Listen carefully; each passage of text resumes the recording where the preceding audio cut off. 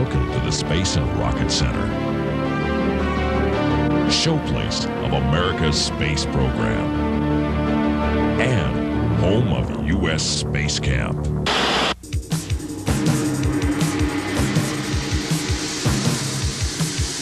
Where we do real astronaut conditioning and see the space program in the making. We live in the habitat. It's just like the real space station. And see what it's like on board an orbiter in the Space Dome Theater. The training center is where the simulators are and the fun begins. It's one small step for man, one giant leap for mankind. Apollo astronauts anticipated difficulty walking on the moon. Since the moon is only 1/6 the size of the Earth, they trained on a device that offset 5/6 of their weight. The microgravity training chair.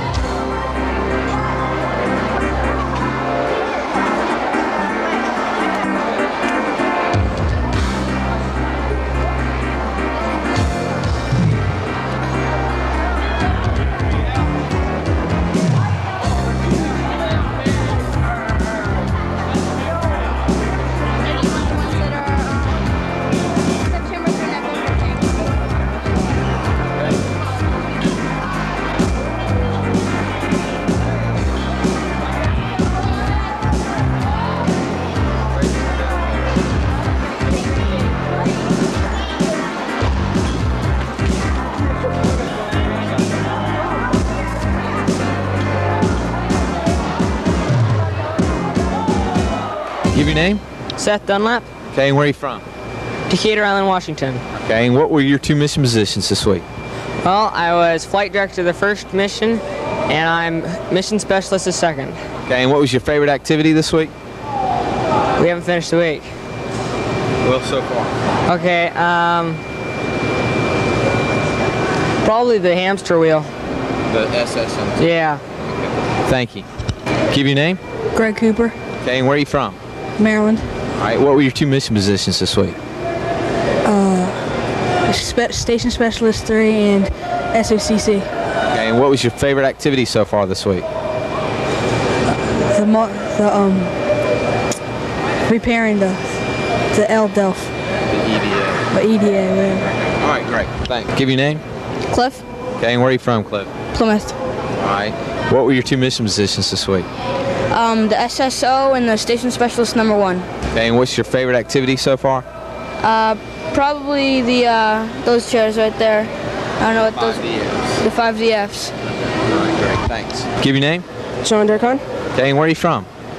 Palm Harbor, Florida. Okay. And what were your 2 mission positions this week? Commander and medical officer on the space station. All right. And your favorite activity so far? Being commander, Being in the simulators. Thanks. Give your name. Beth Howman, Okay, and where are you from? Chicago, Illinois. What were your 2 mission positions this week? Mission scientists and CVAT. Okay, and what was your favorite activity so far? The Discovery mission. Thanks. Give your name. Josh Steinfeld, And where are you from? Cedar Grove, New Jersey. Okay, and what were your 2 mission positions this week? Mission Specialist number 2 and Space Station Commander. Okay, and your favorite activity so far this week? The Discovery mission. During extravehicular activities, astronauts are forced to work in the frictionless environment of space. Gemini astronauts train for spacewalks in the 5 Degrees of Freedom training simulator.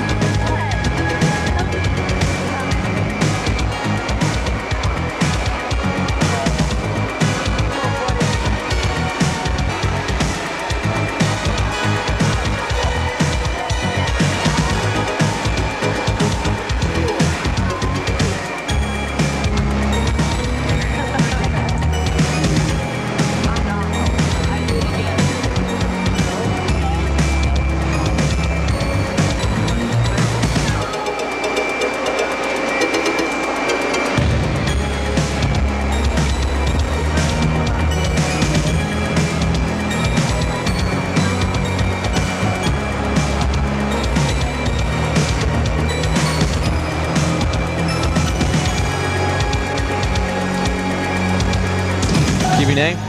Chris Jordan, Okay, and where are you from? San Diego, California. Okay, what were your two mission positions this week? The Discovery and the Endeavor. Okay, mission position. Landing and launch commander and station specialist 2. Okay, and what was your favorite activity so far this week? The hamster wheel, The SSMT. SSM2. Give your name. Jeremiah Reams, Okay, and where are you from? Portland, Oregon. Okay, what were your two mission positions this week? I'm PAO and Mission Specialist 1. Okay, and your favorite activity so far? The hamster wheel. The SSME. Give your name. Jay Renninger, Okay, and where are you from? Idaho. What were your two mission positions this week? Spacecraft Systems Officer and Payload Specialist number 2. Okay, and your favorite activity so far? The mission. Okay, give your name. Chris Pavic, All right, and where are you from? North Bend, Washington. Okay, and what were your two mission positions this week? Mission Specialist 1 and Environmental and Life Support Systems Officer. And your favorite activity so far? The hamster wheel. Yeah. Give your name. Pullen Modi, Okay, and where are you from? New Jersey. Okay, and what were your two mission positions this week? PL EVA officer and payload specialist number 1. And what was your favorite activity so far? The mission Discovery. Hey, give your name. Christopher Lawler. Okay, and where are you from? I'm from Boston, Massachusetts. All right, and what were your two mission positions this week? My two mission positions were the pilot and the SPO. Okay, and your favorite activity so far?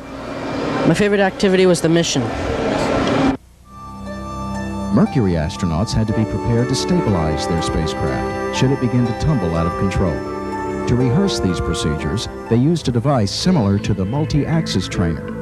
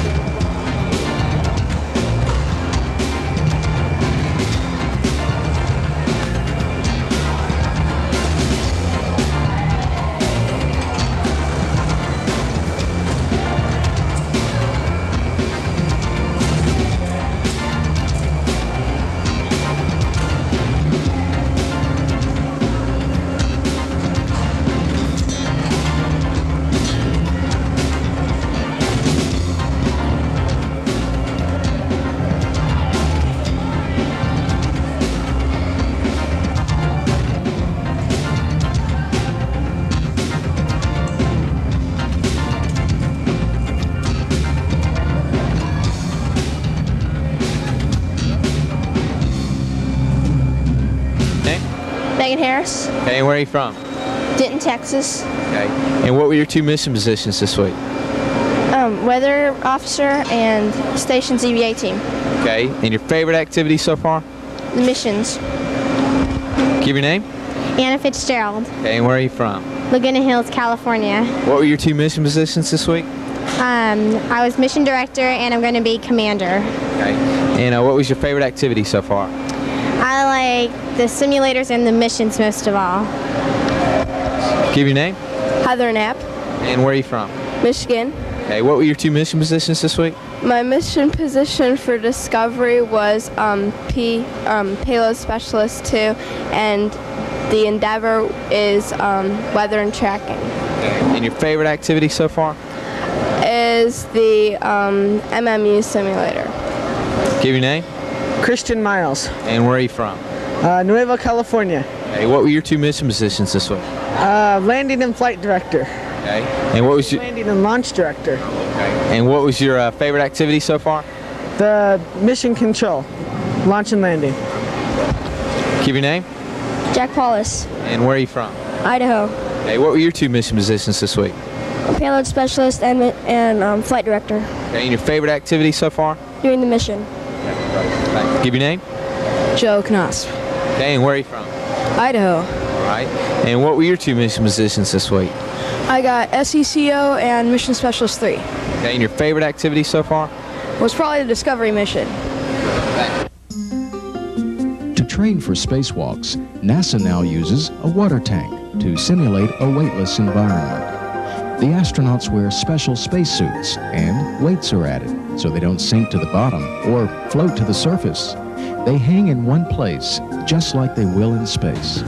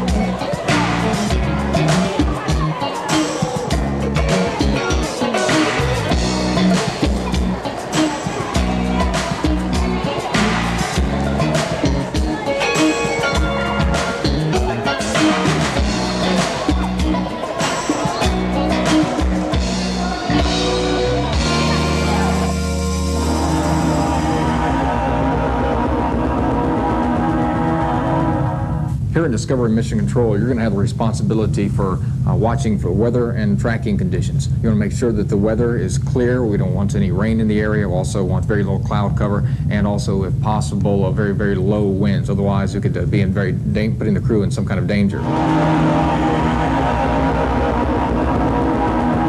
All right, Jason, as you know, you're going to be pretty busy in the first stages of the liftoff and the ascent into orbit. One of the things that you're going to have to do that could be very important concerning the safety of the mission is separate the tank manually in case if it doesn't separate on its own. And this is the switch that you'll be using. This is the manual separation switch for the external tank.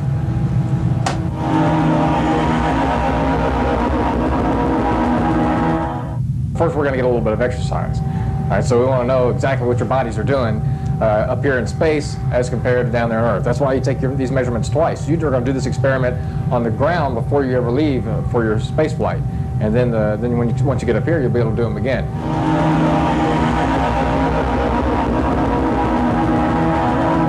The laser we have in the Discovery Space Station here is it's a really neat device. It doesn't look like it's even on right now, but watch when I put something in the way of the laser beam, like the sand.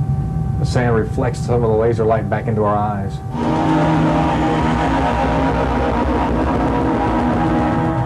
This Discovery EVA is a very important one because it's going to show you how it's possible to build large space structures in a microgravity environment. The astronauts are going to be doing this when they're building Space Station Freedom later on in this decade. We're going to use 5 degrees of freedom chairs and also the mechanical arm.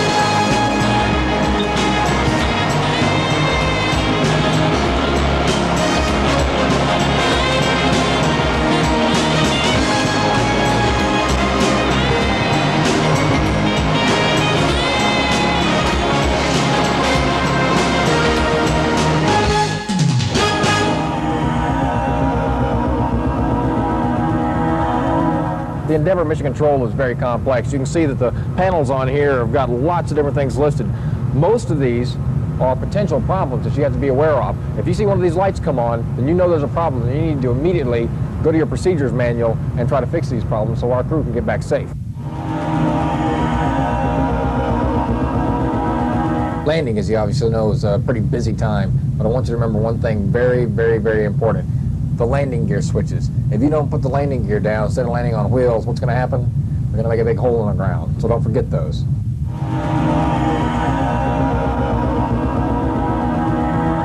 Now, the rotating chair on Endeavour Station can be a lot of fun, but it's also very serious, because what we're trying to do is determine whether or not your action-reaction time in a certain exercise is faster or slower in space. We'll spin you up and time you.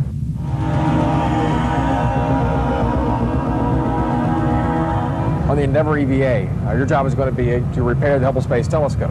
Now, this is the power module. Obviously, can't reach it now. We're going to have you in 5 degrees of freedom chairs and also the remote manipulator system to raise you up to the level where you will be able to work on this, although you will be floating slightly off the floor, so it'll be just like you're in space.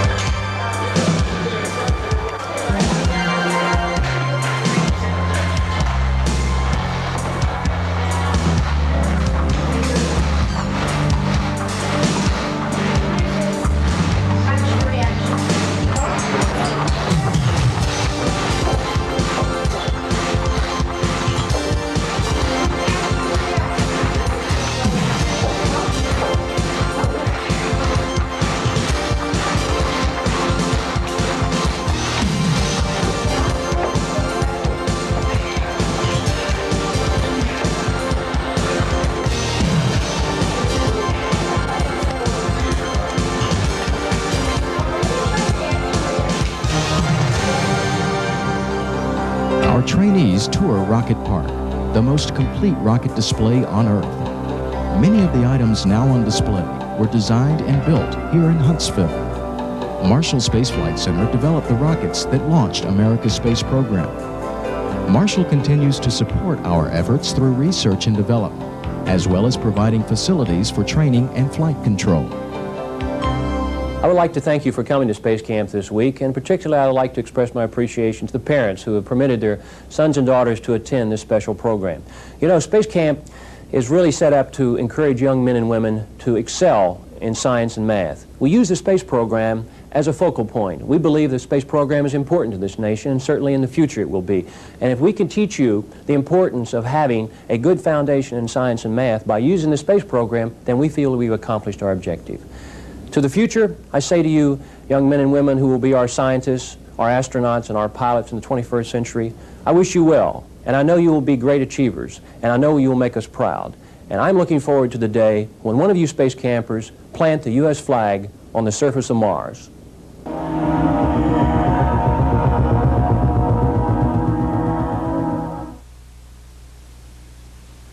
Thank you and good morning. First off, let me thank the parents and the grandparents and those of you that made it possible for the young trainees that are here with us this week. We know and understand that it's a commitment on your part, especially financially in these times, and we know and we believe that it's truly an act of love on your part, and I'm sure that the young people appreciate that. In fact, I think you should give your parents and grandparents an applause for getting you here.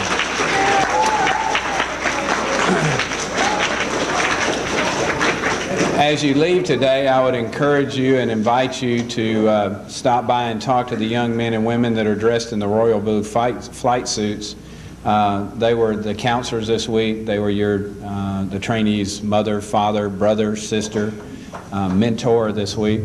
And I think if you spend a little time and talk with them, you'll find out why we're so proud of them and why we think they do such a great job. They're truly a great group of young men and women, and we're very privileged to have them here at the space camp being counselors.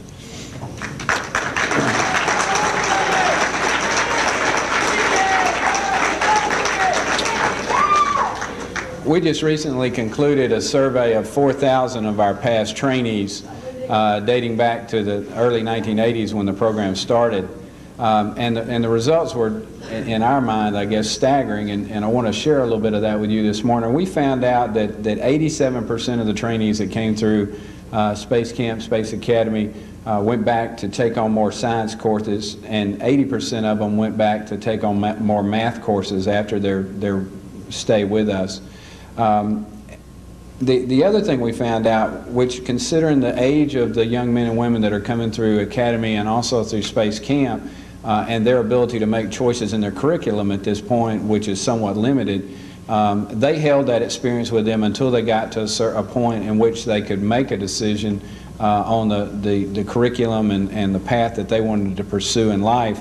And we found that 41% of them that we surveyed said that had some impact or was a key element in their choice of curriculum, and 87% chose the engineering, math, and science curriculum. So we really believe that what we do here and what the young men and women go away with will definitely help them in the future. This week Dan Quayle was in town, and he made a prediction. He said that this generation of space campers would be the next Martians. And I'm sure as some of y'all sit down at dinner, you're convinced that you've been eating dinner with Martians for quite some time.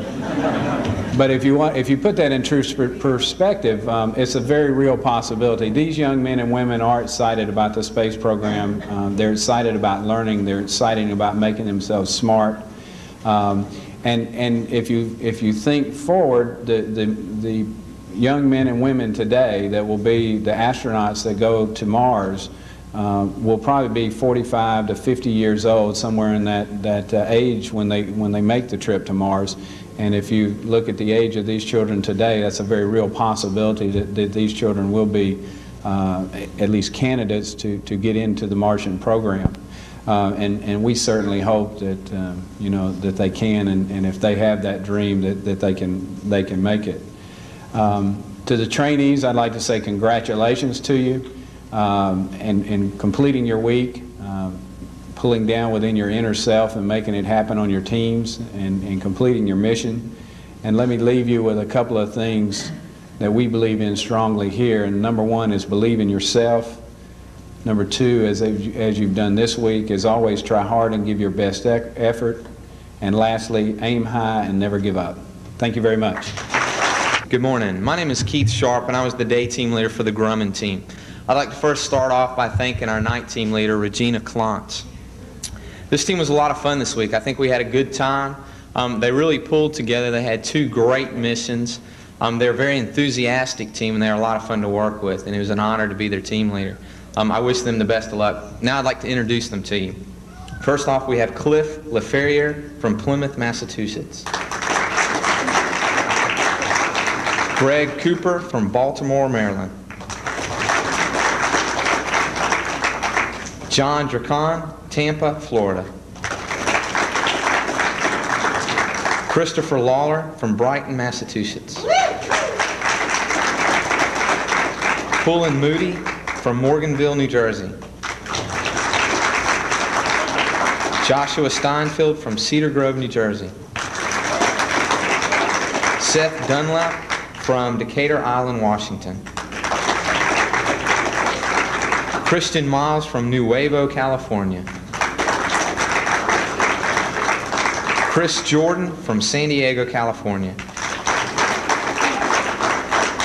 Joe Knotts from Idaho City, Idaho. Jack Collis from Idaho City, Idaho. Jay Reininger from Boise, Idaho. Chris Pavac from Seattle, Washington. Jeremiah Reams from Portland, Oregon. Megan Harris from Denton, Texas. Anna Fitzgerald from Laguna Hills, California. Heather Knapp from Livonia, Michigan. And Beth Holloman from Chicago, Illinois. Good luck, guys.